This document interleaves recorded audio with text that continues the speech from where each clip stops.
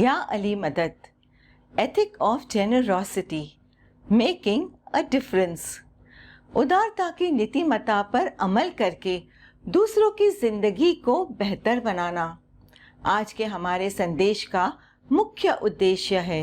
उदारता की नीतिमत्ता को गहराई से समझना। हमारे संदेश के सब ऑब्जेक्टिव्स में हम उदारता और उसके अलग अलग फॉर्म्स को कुरान, हदीस, इमामों की जिंदगी और AKDN के कार्य के जरिए जानेंगे और हम जमात अपनी रोज़िंदा जिंदगी में उदार बनने की प्रेरणा भी हासिल करेंगे। सबसे पहले आइए हम ये जानें कि जेनरोसिटी, उदारता यानी क्या। उदारता यानी बिल्कुल निस्वार्थ होकर, सेल्फलेसली, बिना कोई अपेक्षा या एक्सपेक्टेशन के देना। खुद से पहले दूसरों के बारे में सोचना। जो कुछ भी हमारे पास हो उसे बिना कोई शर्त के यानी अनकंडीशनली शेयर करना और उसे बांटना। उदारता अमल करने के मौके ढूंढना और ऐसे लोगों की तलाश करना जिन्हें ज़रूरत है पर जो मांग भी नहीं सकते।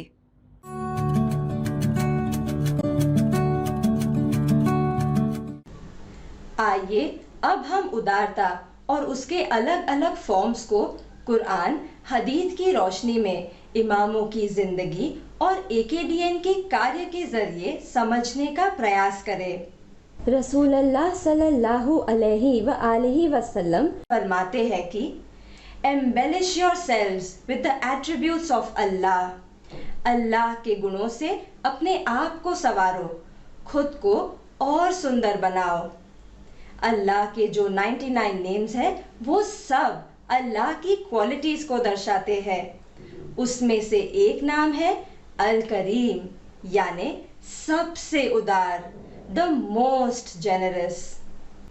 अल्लाह ने हमें कितना कुछ अपनी रहमत और उदारता से दिया है। अल्लाह की कुदरत में कोई कमी नहीं। हम नेचर को देखें, सूरज की अनगिनत किरणें हैं और बारिश की अनगिनत बूंदें। झाड़ के पत्ते भी अनगिनत है। सारी कुदरत अपनी उदारता से हमें भरपूर देते ही रहती है। मिसाल के तौर पर पेड़ हमें छाया, फल, फूल और औषधि देते हैं। वे हमें लगातार ऑक्सीजन देते ही रहते हैं जो हमारी ज़रूरत है। हम अल्लाह के सर्वश्रेष्ठ सर्जन, अशरफुल मखलूकात है। हम तो इस जहान में अल्लाह के खलीफा है, तो हमारा ये फर्ज है कि हम सबसे ज्यादा उदार बनने का प्रयास करें। अल्लाह पाक कुरान की सूरह 3 आयत 92 में फरमाते हैं कि spend in the way of Allah from that which you love. अल्लाह फरमाते हैं कि अल्लाह की राह में उसमें से खर्च करो जो तुम्हें सबसे ज्यादा पसंद हो, जिसे तुम खुद के लिए चाहते हो। जिसकी हमें बेहद जरूरत है वो देना भी उदारता का एक बेहतरीन स्वरूप है। हमारे पैगंबर और इमाम हमारे लिए प्रेरणा और इंस्पिरेशन का स्रोत है। रसूलुल्लाह सल्लल्लाहु अलैहि वसल्लम उदार थे। उनकी जिंदगी हमें प्रेरित करती है कि हम भी ये मूल्य को हमारी जिंदगी का हिस्सा बनाएं। रसूलुल्लाह सल्लल्लाहु अलैहि वसल्लम अपने घर से किसी को खाली हाथ नहीं जाने देते और हमेशा खुद से पहले दूसरों को रखते थे। भूखों को खिलाते, बीमारों को देखने जाते और गरीबों की देखभाल करते। आप तब भी देते जब देने के लिए आपके पास कुछ भी न था। सही बुखारी में जबीर बिन अब्दुल्ला बयान करते हैं, मैं रसूलुल्लाह के पास गया मस्जिद में और उन्होंने मुझे 2 रकात नमाज पढ़ने के लिए फरमाया। उन्होंने मुझसे कुछ पैसे उधार लिए थे और उन्होंने मुझे लौटा दिए। और मुझे देना था उससे ज्यादा दिए। इस हदीस की रिवायत से ये माना जाता है कि नबी सल्लम जब जरूरत हो तब किसी से उधार लेकर भी दूसरों को उदारता से देते और बाद में उस शख्स को लौटा देते और जितना लिया था उससे कई ज्यादा लौटाते। हमारे पहले इमाम हजरत अली अलैहिस्सलाम की उदारता का बयान अल्लाह कुरान में सूरह बकरा आयत 274 में फरमाते हैं। असबाब नुज़ूल यानी कि आयत नाजिल होने के कारण में अल वहीदी लिखते हैं कि हजरत अली अलैहिस्सलाम के पास सिर्फ 4 दिरहम थे। एक आपने रात में दिया, एक दिन में, एक छुपी तरह से और एक पब्लिक में सरेआम सबके सामने दिया।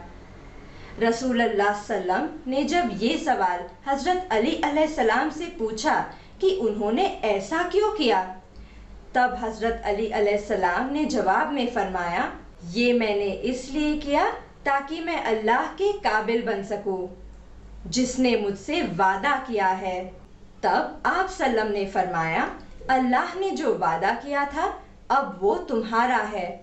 तब ये आयत नाजिल हुई, जो लोग दिन को या रात को छिपाकर या दिखाकर अल्लाह की राह में खर्च करते हैं तो उनके लिए उसका बदला उनके परवरदिगार के पास है। इस तरह से इमाम अली अलैहिस्सलाम के पास जो भी था वे भी उदार दिल होकर सब दे देते थे। हमारे 49th इमाम नूर मौलाना शाह करीम अल हुसैनी हाजिर इमाम सलवातुल्लाह अलैहि ने डायमंड जुबली के मौके पर 11 जुलाई 2018 को एक स्पेशल इंटरव्यू में एक उदार समाज का जिक्र करते हुए फरमाया कि सोशल एथिक यानी कि सामाजिक नीतिमत्ता इस्लाम का बुनियादी सिद्धांत है जिसका हमें सम्मान करना चाहिए और नीतिमत्ता से जिंदगी जीना चाहिए। नीतिमत्ता यानी कि हमारे अंदर ईमानदारी, उदारता, नम्रता, एकता, सच्चाई और आदर सम्मान जैसे गुणों का होना। इमाम सल्लल्लाहु अलैहि फरमाते हैं कि हमें एक ऐसा समाज बनाना है जिसे हम सहानुभूति से भरा समाज, स्वागत करने वाला समाज, एक शांतिमय और उदार यानी जेनरस समाज कह सके। जैसे कि हमने देखा कि मौलाना हाजिर इमाम सल्लल्लाहु अलैहि की ये इच्छा है कि हम एक ऐसे समाज का निर्माण करें जो उदारता से भरा हो। तो सवाल ये है कि एक उदार समाज बनाने में हम क्या योगदान दे सकते हैं?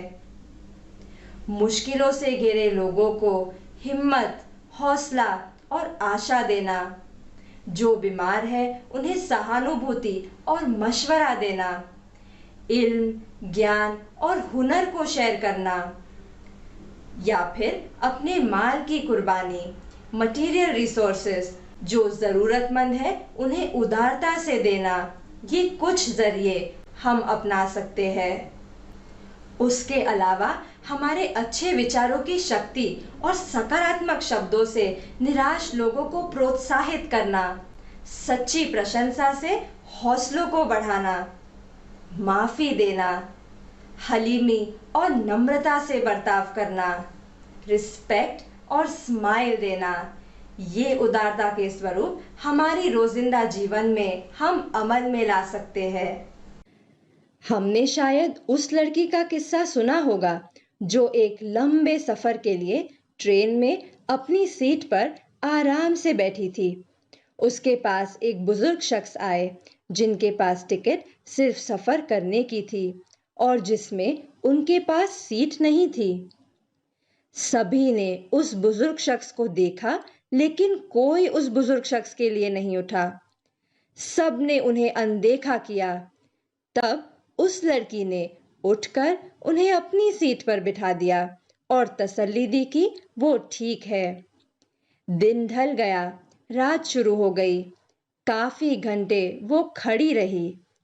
जब टिकट कंडक्टर टिकट चेक करने आया, वो दोनों टिकट देखकर समझ गया कि बुजुर्ग लड़की की सीट पर बैठे हैं। पर लड़की ने इशारे से उसे खामोश रहने को कहा। बुजुर्ग सो गए थे, लेकिन सफर खत्म होने में 5 घंटे अभी और बाकी थे। उसकी उदारता देखकर कंडक्टर ने उसे दूसरे कंपार्टमेंट में खाली सीट ऑफर की। उस लड़की ने अपने दोनों तरफ के गोड़ी यानी क्रचेस को रैक पर से निकाले और धीरे धीरे चलने लगी। सारे लोग देखते ही रह गए। वो खुद अपाहिज यानी डिसेबल्ड थी, फिर भी उसने बुजुर्ग की परवाह की और अपने दिल से उदारता से अपनी सीट कुर्बान की। सही मायने में ये उदारता की खूबसूरत मिसाल है। इस कहानी से हमने जाना कि उदार बनने के लिए हमें तकलीफ उठानी पड़ती है, कुर्बानी भी देनी पड़ती है। प्रिंसेस ज़ारा ने अपनी एडमिंटन, एल्बर्टा, कनाडा 25 अगस्त 1998 की स्पीच में 4 तरह की उदारता का जिक्र करते हुए फरमाया, उदारता एक बुनियादी पहलू है। ये उदारता मटेरियल रिसोर्सेस यानी माल की, समय की, विचारों की और ज्ञान के स्वरूप में है। प्रिंसेस ज़ारा आगे फरमाते हैं कि समय और पैसे के डोनेशन यानी दान को तो सब जानते हैं, पर बाकी दोनों को नहीं। हमारे थॉट्स यानी हमारे विचार दूसरों को खुद अपने आप की मदद करना सिखाते हैं और ज्ञान टेक्निकल इंफॉर्मेशन देकर कम पढ़े लिखे लोगों को अपनी जरूरत पूरी करने और दूसरों की मदद करने सिखाता है। हमारे जमात में टाइम एंड नॉलेज की कई सक्सेस स्टोरीज है, जिसमें एक यूके की हाईली क्वालिफाइड नर्स के नजराने की बेहतरीन मिसाल हमारे लिए प्रेरणा है, जिसने इन चारों किस्म की जेनरोसिटी पर अमल किया है। जब उसे पता चला कि मौलाना हाजिर इमाम सल्लल्लाहु अलैहि ने AKU में काफी समय से BSc और MSc के कोर्सेज शुरू किए थे और फिर ये courses Egypt, Syria, Uganda, Tanzania और अफगानिस्तान में भी शुरू करने में आए, तब उसने जाना कि अफगानिस्तान में ये कोर्सेज उन्हीं की अफगानी भाषा में सिखाए जाते थे और MSc की एंट्रेंस एग्जाम इंग्लिश में हुआ करती थी, जिस वजह से स्टूडेंट्स को एग्जाम क्लियर करने में दिक्कत आ रही थी। तब उस नर्स ने बहुत सोचा और अपने उदारता के अनोखे विचार को लेकर अफगानिस्तान आकर 9 महीने रहकर उन नर्सेस को नर्सिंग सिखाया। वो एक सर्टिफाइड इंग्लिश ट्रेनर भी थी, इसलिए उसने उन्हें इंग्लिश की भी ट्रेनिंग दी। परिणाम स्वरूप सारे नर्सेस MSc की एंट्रेंस एग्जाम क्लियर कर सके। उतना ही नहीं, अपनी क्षमता से उसने एक कंटेंट बेस्ड करिकुलम भी बनाया, जिसके जरिए सभी नर्सेस जो तब वहां पढ़ रही थी और जो भविष्य में नर्सिंग प्रोफेशन को अपनाते, उन्हें भी काम आ सके। यकीनन जब हम किसी की मदद करने का सोचते हैं, तब हम उसे एक्शन में यानी अमल में ले आते हैं। Thoughts lead to actions. हमारे विचार हमें उदारता के लिए इंस्पायर करते हैं और हमारे एक्शंस दूसरों को उदार बनने इंस्पायर करते हैं।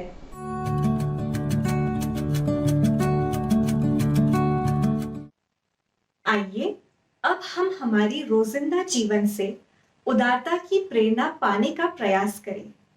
उदार होने की कोई उम्र नहीं होती। हम चाहे छोटे हो या बड़े, बुजुर्ग हो या बच्चे हो, एक छोटा बच्चा भी कितना अच्छा सोच सकता है। इस पैंडेमिक के दौरान एक छोटा लड़का मास्क बना रहा था। उसकी माँ उससे पूछती है, तुम्हारे पास तो मास्क है, फिर तुम क्यों मास्क बना रहे हो? बच्चा कहता है, कमला दीदी के लिए, उन्हें भी तो सेफ रहना चाहिए ना।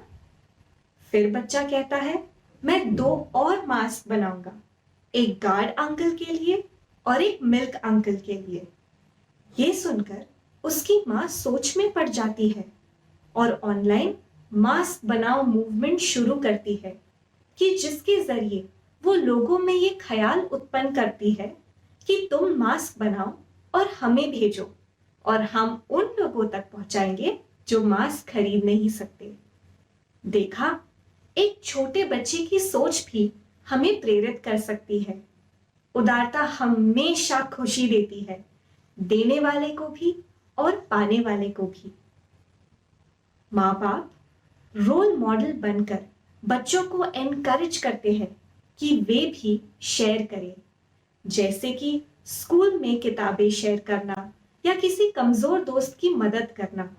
घर में जो सीनियर्स है या जो लोग हमारे लिए काम करते हैं, उनसे अच्छी तरह पेश आना, आदर और प्यार से बात करना और उनके बारे में सोचना।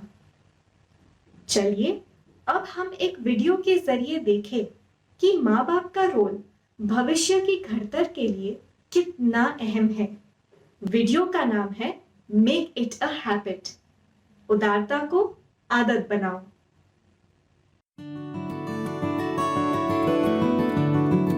For Christmas 2011, my parents had given me $100 and they told me use it to make a difference in someone's life.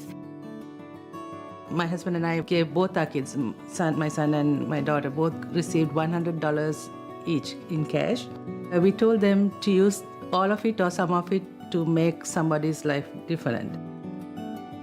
It came with just one condition, that they could not put the money into a charity box. They had to think through and make the most out of it. I knew right away that I wanted to donate this money to Smile Train to help a child get cleft lip surgery. One surgery cost $250 and I only had $100, so I had to find a way to come up with the rest of the money. We were learning about recycling and ways of helping the environment. I learned how in California you can make money by redeeming recyclables. So I came home, I talked to my mom about it, and she really liked the idea. She said we could start saving the recyclables we have at home, we can ask from friends and family. It took me about 2 months to raise the $150 I needed to add to the 100. After I made that first donation, I felt like really happy, and I just decided that feeling made me want to not just stop there, to keep doing it, and it just took off from there. एक माँ अपने 2 teenagers को $100 देती है और कहती है कुछ ऐसा करो कि जिससे किसी की जिंदगी में बदलाव आए, लेकिन वे वो पैसे किसी चैरिटी बॉक्स में नहीं डाल सकते थे। फिर उन टीनेजर्स में से एक लड़की ने स्माइल ऑर्गेनाइजेशन में पैसे देने का सोचा कि जो बच्चों की प्लास्टिक सर्जरी कराते हैं। जब वो स्माइल ऑर्गेनाइजेशन गई, तब उसे पता चला कि एक सर्जरी के लिए $250 लगते हैं। बहुत सोचने के बाद उस लड़की ने प्लास्टिक बॉटल्स इकट्ठा करना शुरू किया कि जो रिसाइकल हो सके। उसके फैमिली और फ्रेंड्स ने भी उसे बहुत सपोर्ट किया। जैसे हम पानी में जब एक पत्थर डालते हैं, तब दूर तक उसके रिपल्स फैलते हैं। इसी तरह जेनरोसिटी का भी एक रिपल इफेक्ट होता है। एक शख्स की उदारता कितनों को इंस्पायर करती है। 2 महीनों की मेहनत के बाद उस लड़की ने $150 जमा किए और स्माइल ऑर्गेनाइजेशन में दिए, जिससे कि एक बच्चे की सर्जरी हो पाई। अब उदारता उसकी आदत बन गई और तब से लेकर अब तक उसने $75,000 इकट्ठा किए हैं। जब बच्चे उदारता और खुशी के बीच के इस कनेक्शन को समझ जाते हैं, तब वे और भी उदारता को अपनाते हैं और एक अनोखी खुशी का एहसास करते हैं। Generosity boosts happiness. उदारता से खुशी बढ़ती है। इस वीडियो से हमने जाना कि we are not born generous. हम उदार पैदा नहीं हुए हैं, लेकिन हमें हमारे बच्चों को उदार होना सिखाना पड़ता है। जैसे कि हर रात डिनर टेबल पर एक माँ अपने बच्चों को पूछती है कि आज तुमने कौन सा नेकी का काम किया। फिर वो छोटी छोटी बातें क्यों ना हो, जैसे किसी के लिए दरवाजा खोलना या फिर अगर कोई बीमार है तो उसे कॉल करके उनका हाल पूछना। ऐसी आदतों से नेकी और उदारता भी एक आदत बन जाती है और उम्र भर जीवन का एक हिस्सा बन जाती है। आइए अब हम एक प्रेरणादायक वीडियो देखें जिसका नाम है you can be a hero. तुम भी हीरो बन सकते हो।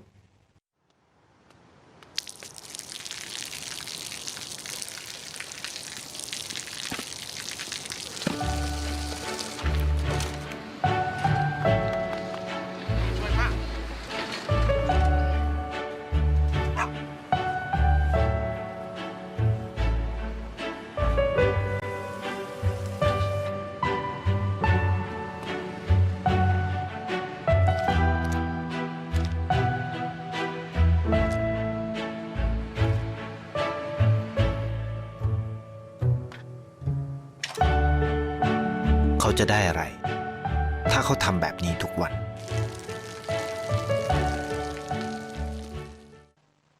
जैसे हमने देखा कि वो शख्स निस्वार्थ होकर बिना किसी अपेक्षा के उदार होने का एक भी मौका नहीं छोड़ता है। जैसे उस बच्ची के एजुकेशन के लिए उसने अपना आखिरी नोट भी दे दिया। उदार होने के लिए बड़े स्टेटस या अमीर होने की जरूरत नहीं पड़ती, बस एक बड़ा और करुणा से भरे हृदय और नियत की जरूरत होती है। उस बच्ची को यूनिफॉर्म में देखकर सबसे ज्यादा खुशी उसी शख्स को होती है। जब वो बुजुर्ग औरत के दरवाजे पर केले टांगता है तब पता भी नहीं चलने देता कि कौन रख रहा है। ये सबसे बेहतरीन सेवा है। वो कहते हैं ना कि दाएं हाथ को पता नहीं चलना चाहिए कि बाएं हाथ ने क्या दिया। ऐसा करने से ना उस शख्स को कोई अवार्ड मिलेगा, ना वो टीवी पर आएगा, लेकिन सबका प्यार और एक अलग अनोखी खुशी का एहसास वो जरूर करेगा। हम भी आज की हालात में जो सीनियर्स हैं उनकी मदद कर सकते हैं। जो लोग अकेले रहते हैं या जो सीनियर्स अकेले रहते हैं, हम उनसे फोन पर बातें करके अपना समय यानी टाइम देकर उन्हें खुशी देकर हम भी हीरोज बन सकते हैं। जब हम ऐसी सोच अपनाकर छोटी छोटी चीजें करें तब हम हमारे अशरफुल मखलूकात होने का फर्ज भी निभाते हैं। फिर वो सिंपल बातें क्यों ना हो, जैसे पौधों को पानी डालना या पशु और पक्षियों के लिए दाना पानी रखना। उदारता एक बेहतरीन तरीका है अल्लाह का शुक्राना अदा करने का उन सारी रहमतों के लिए जो अल्लाह ने हमें बख्शी है। हम जो भी तरह से उदार बने, हमारा मकसद, हमारा एम सिर्फ और सिर्फ अल्लाह को खुश करना हो, अल्लाह का राजीपा हासिल करना हो। अगर हमारा मकसद पाक है, प्योर है और अल्लाह हम पर राजी है, तो अल्लाह की रहमतें अनगिनत तरह से हम पर बरसती रहेगी।